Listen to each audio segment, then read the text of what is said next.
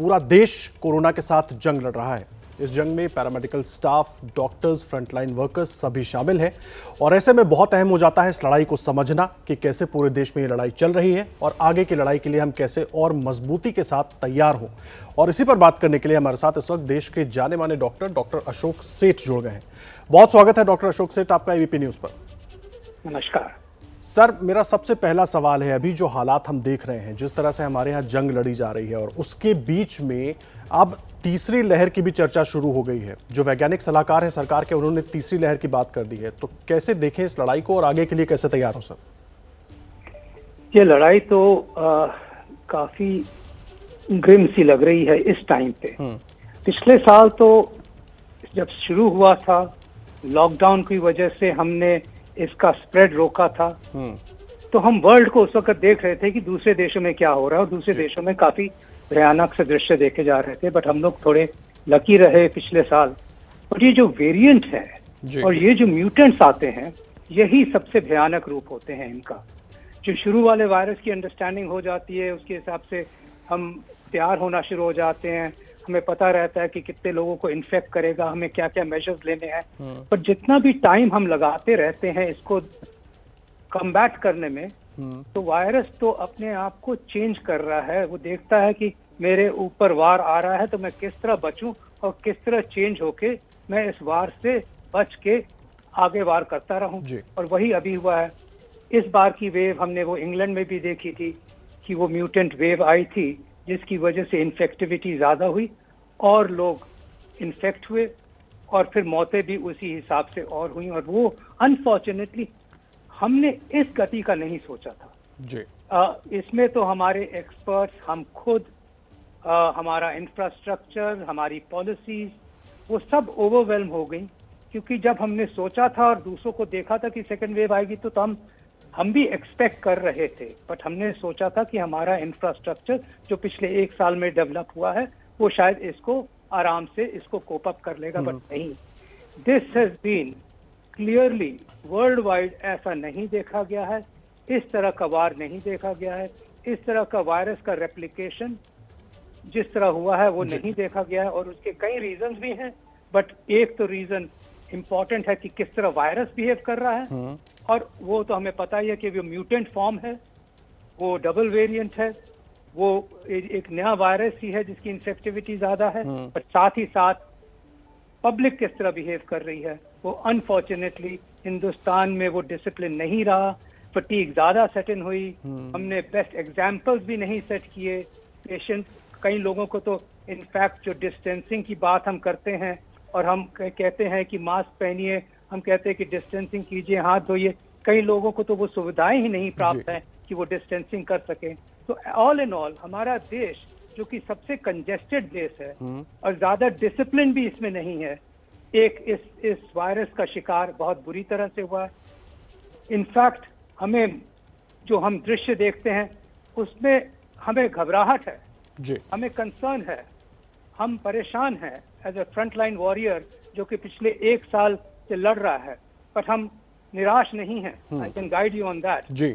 हमें कॉन्फिडेंस है कि हम इसको ओवर करेंगे। सिर्फ एक काम करना है, इकट्ठे होके इसको लड़ना है। और हमारे पास अभी भी दो तरीके हैं लड़ने के। एक तो हम कहते रहते हैं कि जी मास्क पहनिए, मास्क पहनिए, मास्क पहनिए। अगर आप डिस्टेंसिंग तो कर नहीं सकते क्योंकि आप एक कमरे में 5 लोग रह रहे हो, बट मास्किंग तो कर ही सकते हो। और ये टाइम आ गया है कि 2 मास्क पहनने का, एक भी नहीं, 2 मास्क से आप 95% अपने आप को और दूसरे को बचा सकते हो। एक वो 3 प्लाई मास्क जो कि ₹1 का आता है, एक कपड़े का मास्क जो कि वैसे ही रोज धुल जाता है।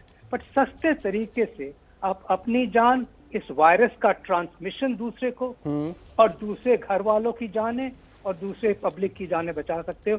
तो ये तो करना हमारा बहुत इंपॉर्टेंट है कर्तव्य। और दूसरा वेपन जो हमारे पास है वो है वैक्सीनेशन का। वैक्सीनेशन की हेजिटेंसी नहीं होनी चाहिए। ये वैक्सीनेशन हमें सीरियस इलनेसेस से बचा सकता है, हमें मौत से बचा सकता है, हमें 70% प्रोटेक्शन से 80% प्रोटेक्शन दे सकता है। और अगर आधे लोगों या 75% लोगों को ये वैक्सीनेशन लग जाए तो हम इस वायरस को एक से दूसरे को प्रोपोगेट होने से बचा सकते हैं। ये वायरस मर जाता है, ये वायरस बड़ी लो डेंसिटी में चला जाता है, ये वायरस सोचिए इनएक्टिव फेज में चला जाता है। ठीक है। अगर हम ये अभी भी करना शुरू करें तो हम इनके रिजल्ट और हम गैदरिंग्स बंद कर दें, अननेसेसरी जाना बंद कर दें, हम अपने हाथ को साफ रखें, हम अनफॉर्चुनेटली इस तरह से न बिहेव करें जिस तरह की खुल्लम खुल्ला बिहेव कर रहे हैं, तो हम इस वायरस को अगले 4 हफ्ते से 6 हफ्ते में कैप्चर कर सकेंगे, इसको कंट्रोल कर सकेंगे, इस वेव को खत्म कर सकेंगे। और एक और बात आपने पूछा, तीसरी वेव, यस, जितना हम वायरस को बढ़ापा देते हैं, जितना हम कोविड इनअप्रोप्रिएट बिहेवियर करते हैं, हम वायरस को बढ़ापा दे रहे हैं। वायरस को जितना हम बढ़ापा देते हैं वो धीरे धीरे म्यूटेट करते रहेगा। जितनी हम वैक्सीनेशन स्लो करते हैं, वायरस अपना डिफेंस मैकेनिज्म स्ट्रॉन्ग करते रहेगा। और इसीलिए वायरोलॉजिस्ट और एक्सपर्ट्स को वरी है कि अगर हमने ज्यादा टाइम लगाया तो एक तीसरा फेज भी आएगा जिसमें कि एक डिफरेंट तरह का वायरस निकलेगा, जो कि फिर ये जो हम वैक्सीनेशन ले रहे हैं शायद इससे भी नाकाबू आ पाए, शायद उसकी इन्फेक्टिविटी और ज्यादा हो।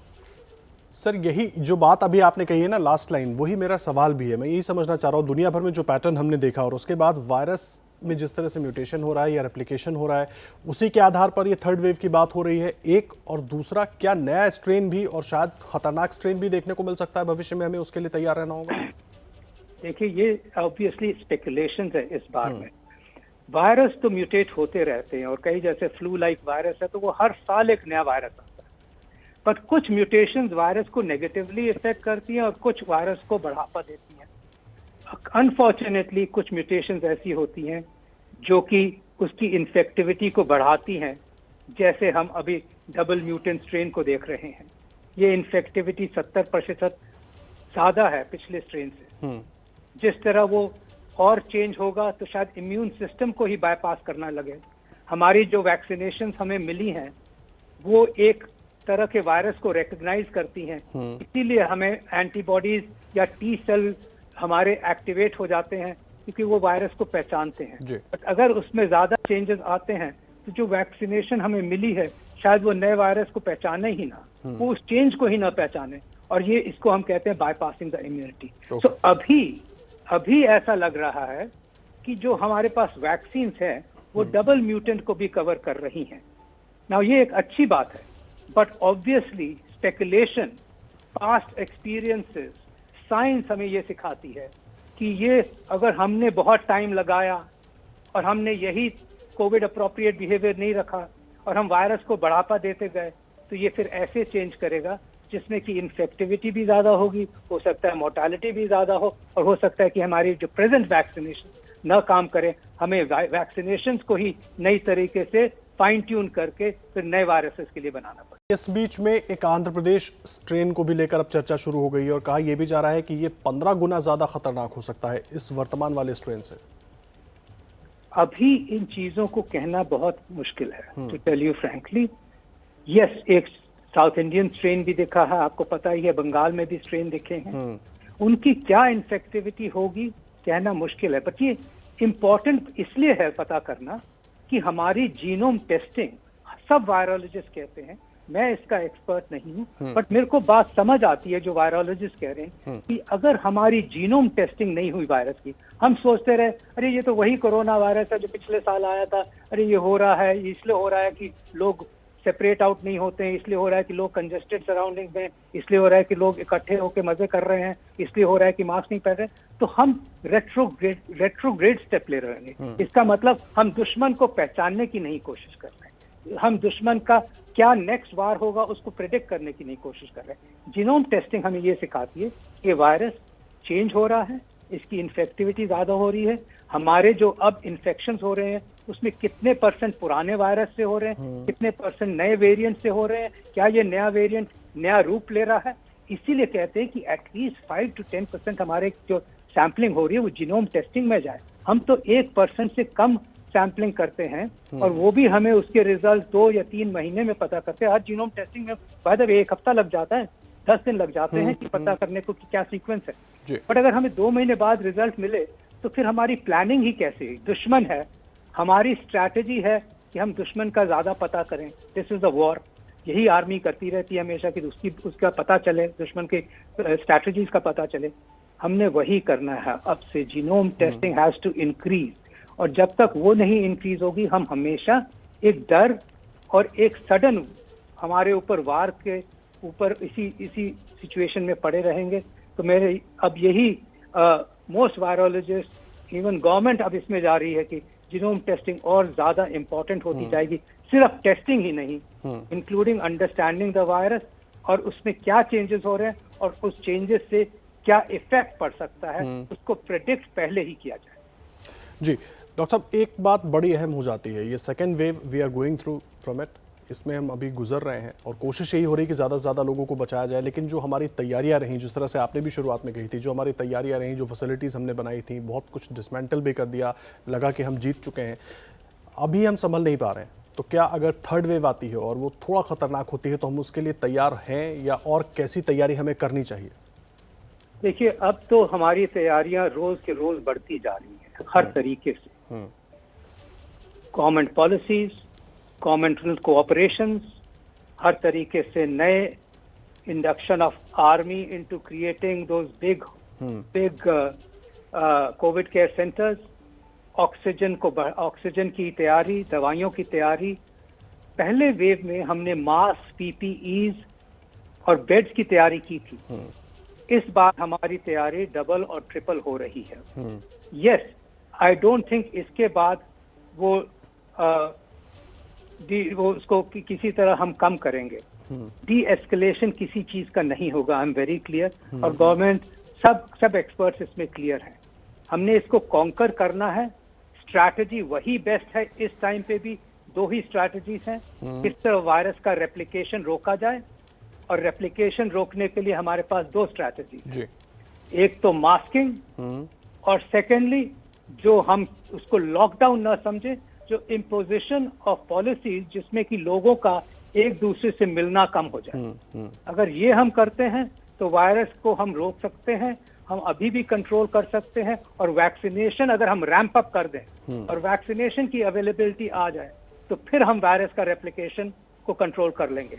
बट इसका मतलब ये नहीं है कि फिर हम डी एस्केलेट करें। इसका यही मतलब रहेगा कि यही जो हमारे पास है इसको हम और रैंप अप करें, हमारा इंफ्रास्ट्रक्चर स्ट्रांग हो, क्योंकि वो थर्ड वेव अगर 3 महीने या 6 महीने में नहीं आई तो हो सकता है कि अगले साल भी आ सकती है।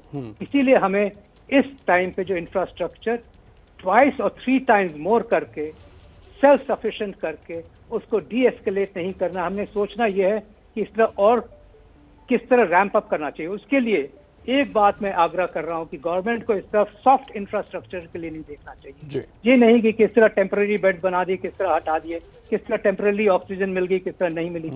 एक हार्ड इंफ्रास्ट्रक्चर सेटअप करने के लिए जो कि सॉलिड हो, जो हमेशा के लिए रहें, और उसी पे हमारी हिंदुस्तान की नींव, हेल्थ केयर की नींव परमानेंटली बनी रहे। ये बहुत इंपॉर्टेंट बात आप कह रहे हैं डॉक्टर साहब, और इसीलिए सवाल मैंने किया था, क्योंकि आगे की लड़ाई के लिए हमें उसी तरीके से तैयार भी होना होगा और ये समझना होगा हम सबको, साथ साथ सरकार की तरफ से कोशिशें हो रही हैं, इसको और मजबूत करना होगा।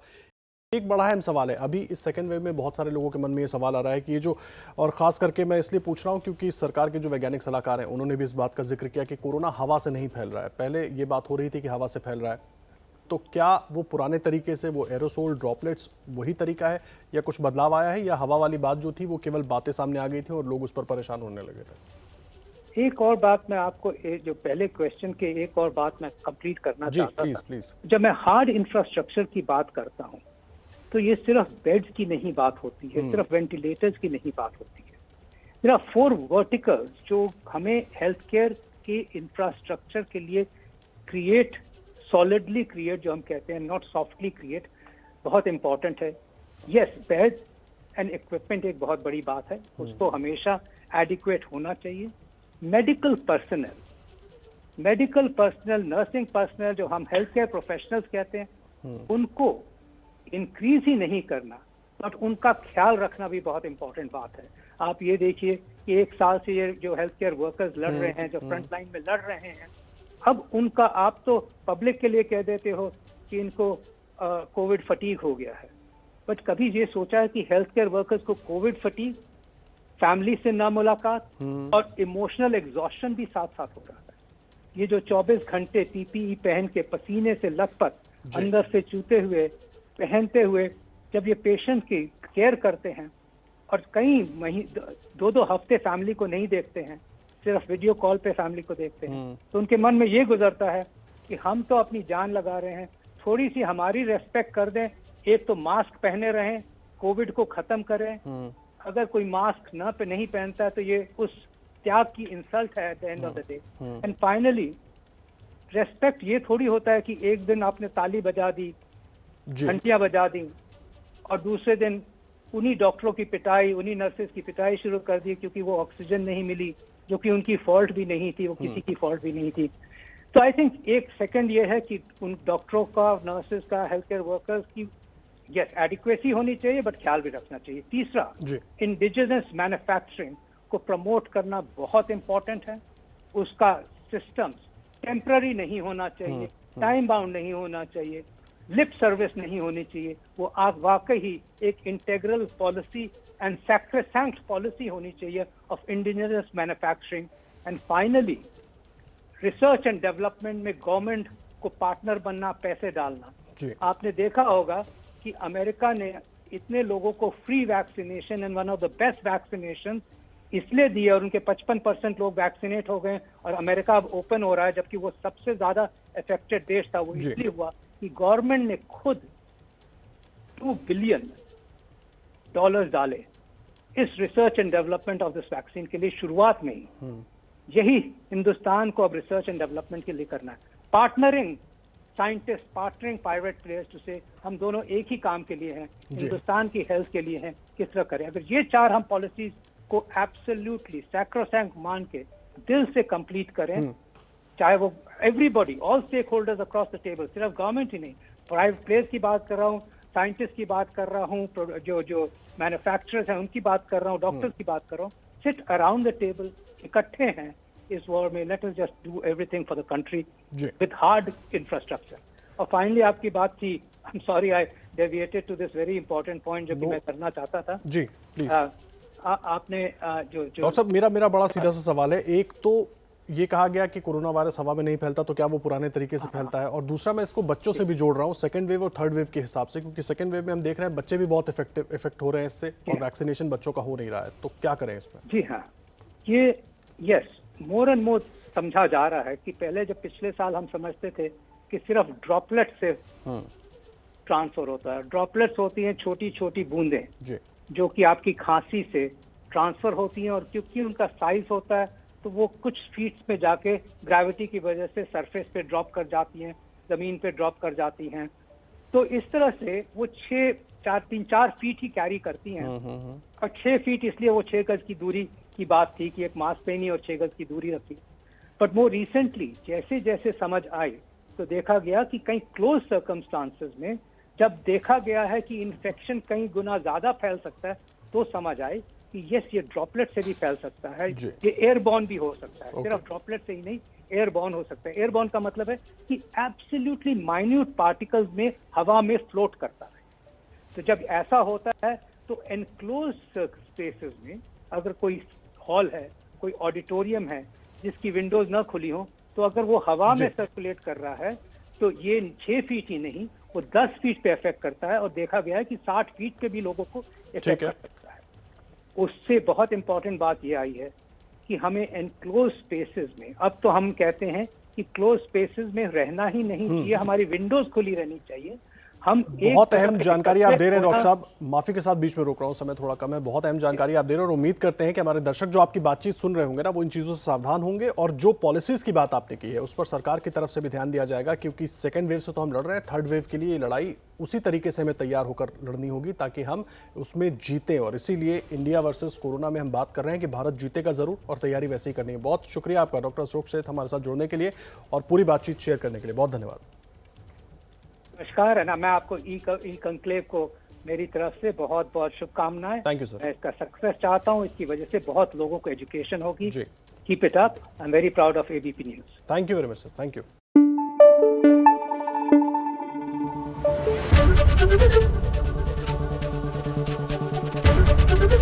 एबीपी न्यूज़ आपको रखे आगे।